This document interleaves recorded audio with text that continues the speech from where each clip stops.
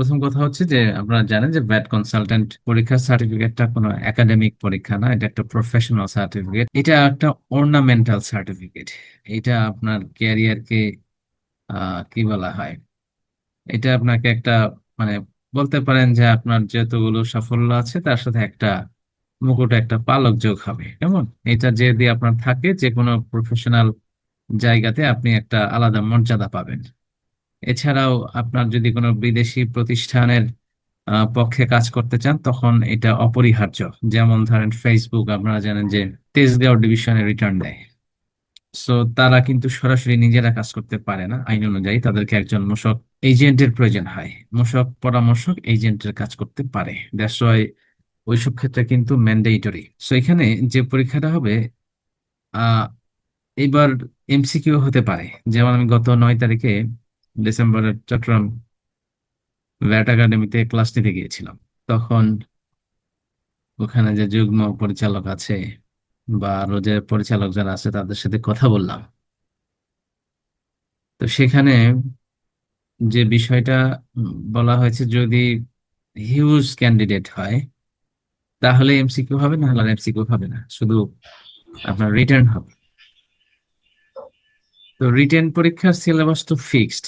আর যদি এমসিকিউ হয়, এমসিকিউর সিলেবাস আমরা দিয়ে দিব আপনাদেরকে। কিছু এমসিকিউ আমার চলছে, সময় পাচ্ছি না, বানাবো আর কি, বুঝছেন? কিছু বানানো হয়েছে 100-200-র মতো। অ্যাটলিস্ট 500 কোশ্চেন তো বানাইতে হবে। যদি এমসিকিউ হয় তখন এমসিকিউ তে যারা পাশ করবে তাদের শুধু রিটেন খাতা দেখা হবে, বাকিদের রিটেন খাতা দেখা হবে না। তো এমসিকিউ না হওয়ার সম্ভাবনা আছে। আর বুঝতে পারছেন, যদি এমসিকিউ হয় তাহলে এমসিকিউ তে কিন্তু 50 মার্কস পাইতে হবে 100-র মধ্যে। যারা 50 পাবে তাদের খাতাটা, রিটেন খাতাটা দেখা হবে। এমসিকিউ এর মার্কস রিটেনের সাথে যোগ হবে না। ওকে। এখন এই যে সিলেবাস যেটা রিটেন, সেটার সিলেবাসটাকে আমরা একটু দেখি। যে মৌখিক পরীক্ষার মার্কস হচ্ছে 50 মার্কস, কেমন? আর রিটেনে হচ্ছে 100 মার্কস।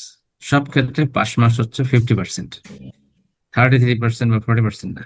এখানে ভ্যাটের হচ্ছে 40 মার্কস, কাস্টমসের 25, আমদানি নীতি রপ্তানি নীতি মিলে 15। আবারও বলি, ভ্যাটে 40, বাকি থাকলো 60। এই 60-র মধ্যে 25 হচ্ছে কাস্টমস, বাকি যে 20 থাকলো সেই 20-এর মধ্যে হচ্ছে সাধারণ গণিত 10 এবং বাংলা ইংরেজি 10। এই হচ্ছে 100 মার্কস। এটা একটা স্ক্রিনশট নিয়ে রাখতে পারেন, আমি ফুল করে দিচ্ছি। সবাই মোবাইল প্রয়োজনে হরাইজন্টাল করে নিতে পারেন, ফ্ল্যাট করে নিয়ে স্ক্রিনশট নিতে পারেন। এখন এটা ফ্যাক্ট না, ফ্যাক্ট হলো এটা একটা স্ক্রিনশট নিয়ে রাখতে পারেন। ওকে, পুরো 100 মার্কস একটা চ্যাপ্টারের একটা আইডিয়া আর কি। বিষয় হলো যে কোন সাবজেক্ট কি পড়তে হবে। এই ভ্যাটের 40 মার্কসের মধ্যে 20 মার্কস আসবে হচ্ছে ভ্যাটের ম্যাথ। সেকেন্ড যেটা, সেটা হলো যে বাকি 20 হচ্ছে থিওরিটিক্যাল থাকে। তাহলে ম্যাথটা একটু লেখেন যে ভ্যাটের ম্যাথ হচ্ছে 20 মার্কস 40-এর মধ্যে। এরপরে লেখেন যে কাস্টমসের ম্যাথ কত। কাস্টমসের মার্কস ছিল 25, কেমন? এই 25-এর মধ্যে আপনার 10 মার্কস হচ্ছে কাস্টমসের ম্যাথ। তাহলে ম্যাথ হলো 30, লিখে রাখেন খাতার মধ্যে। আর হচ্ছে জেনারেল ম্যাথ হচ্ছে 10। অষ্টম শ্রেণীর বই থেকে আসে আমাদের। আমার একটা বই আছে, এখানে অঙ্কগুলো দেওয়া আছে, রেফারেন্স দিয়ে দেবো। তাহলে আপনার 40 মার্কস, 40 মার্কস শুধু ম্যাথ। যারা 40 পাবেন তারা সবাই পাস করবেন। আর যারা এই 40 পাবেন না তাদের জন্য খুব কঠিন পাস করা। যেমন আমরা একটা প্রশ্ন দেখি, যেমন দেখেন 21 সালের প্রশ্নে, মূসক পরামর্শক, দেখেন 21 সালের প্রশ্ন। এখানে একটা ম্যাথ ছিল ব্যাটের। এই যে পূর্ণমান কিন্তু 40, ওকে? 40-এর মধ্যে একটা ম্যাথ দেখেন, এখানে 12 মার্ক ছিল, এই যে 12। এরপরে দেখেন সেকেন্ড ম্যাথে ছিল 8, 20, মিলছে? 20 মার্কস।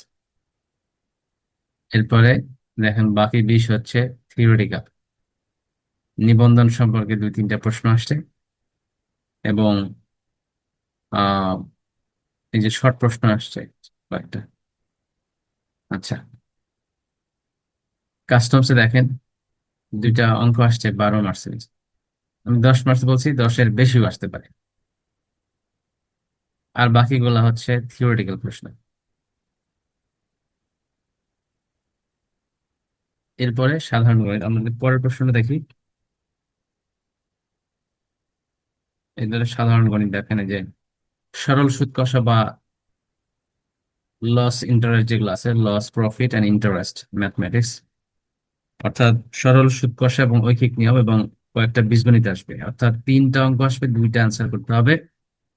2টার মধ্যে 2টা হচ্ছে আপনার এই সরল সুদ কষা, আর একটা হচ্ছে বীজগণিত।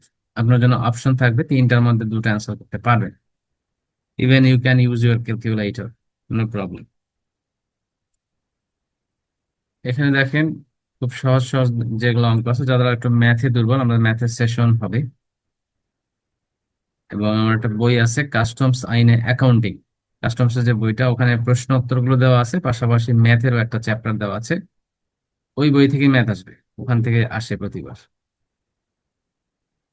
আমদানি। স্যার ওই বইটা যদি একটু গ্রুপে দিয়ে দিতেন। হ্যাঁ, লাস্টে সব দিয়ে দিব, এখন খালি মনোযোগ দিয়ে শুনেন কেমন। এখন প্রশ্ন করেন না, এই একটু পরে যখন ক্লাসে ফিরবো তখন প্রশ্ন করেন। কারণ এখন প্রশ্নের ক্ষেত্রে আর কিন্তু এগুলো বলবো না, এটা মাথার মধ্যে ঢুকাই ফেলে।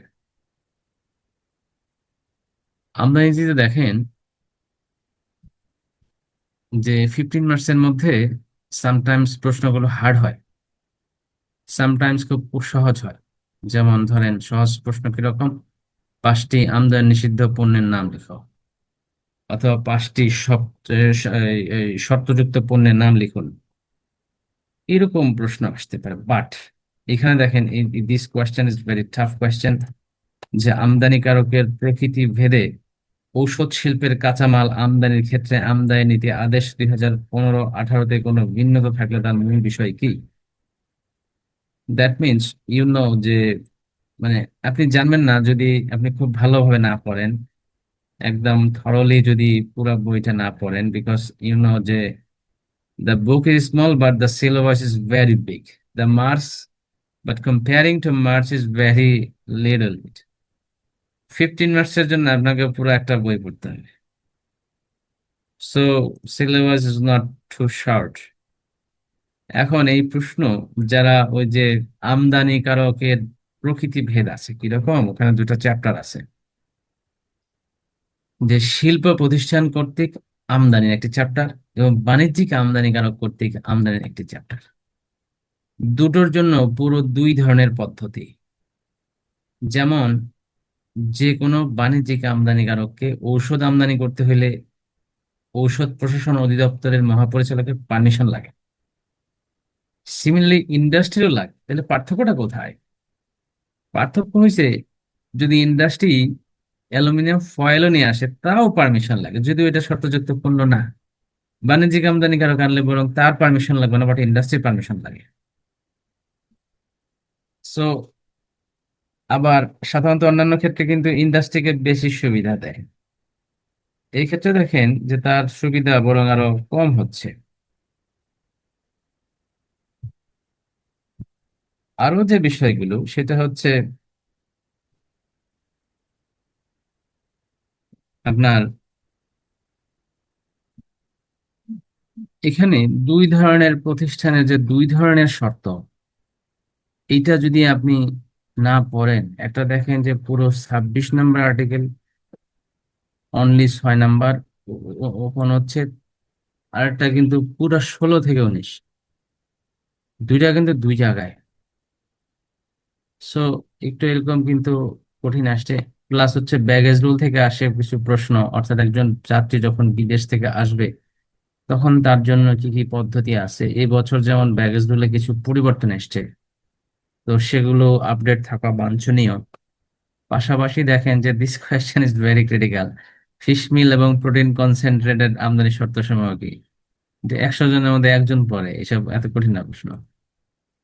তো মাঝে মাঝে কিন্তু এরকম হওয়ার কারণ কি, আমি ওই যে বলেছি আপনাকে প্রথমে, যে if you don't answer out 40 marks out of 40 for mathematics part, আপনি কিন্তু উত্তীর্ণ হইতে পারবেন না।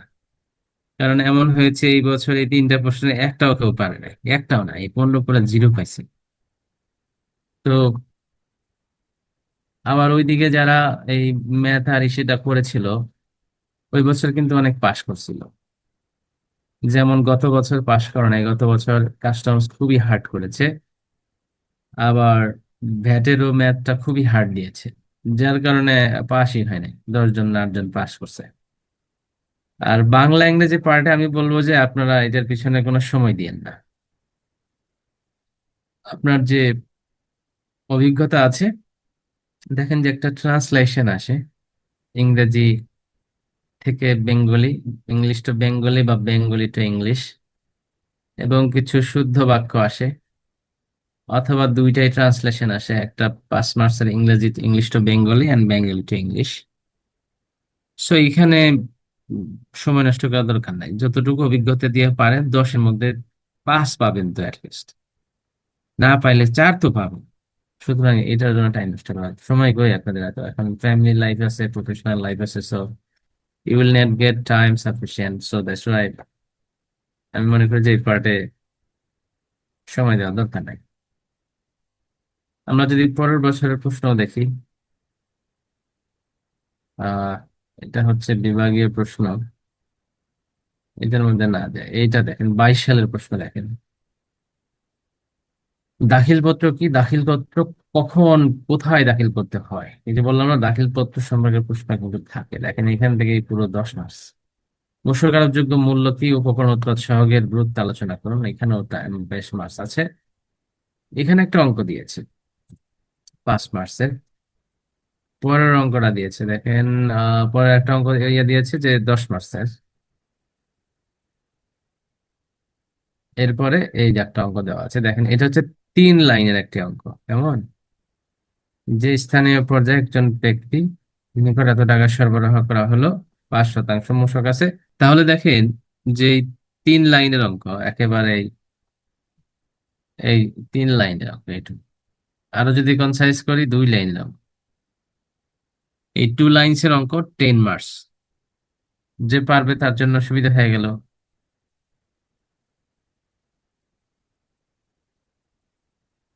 কাস্টমসও দেখেন যে সংজ্ঞা আসছে, এরপরে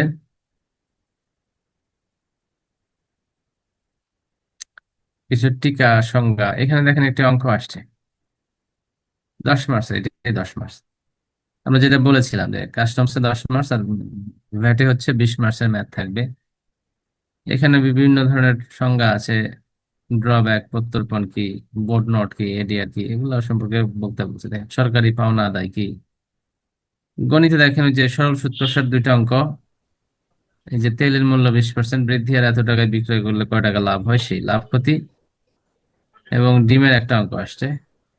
আর বাংলা ইংরেজি যথারীতি ওই যে বাংলায় অনুবাদ করুন, এবং ইংরেজি দেখেন ইংরেজি ট্রান্সলেট করুন, অর্থাৎ একটা Bengali to English, English to Bengali. আমদানি নীতি যদি আমরা দেখি, যে আমদানি নিষিদ্ধ পণ্য কি, এটা হচ্ছে সবচেয়ে সহজ প্রশ্ন, সহজ প্রশ্নটা দেখেন 10 মার্কসের প্রশ্ন আসছে। এবং সেকেন্ড হচ্ছে বিদ্যমান আমদানি নীতি আদেশ অনুযায়ী ঋণপত্র খুলে আমদানির পদ্ধতি বর্ণনা করুন, এটাও কিন্তু কমন প্রশ্ন, দেখবেন যে আমরা ক্লাসে এগুলো আলোচনা করব। তো যাই হোক, এই ছিল 2টা বছরের প্রশ্ন।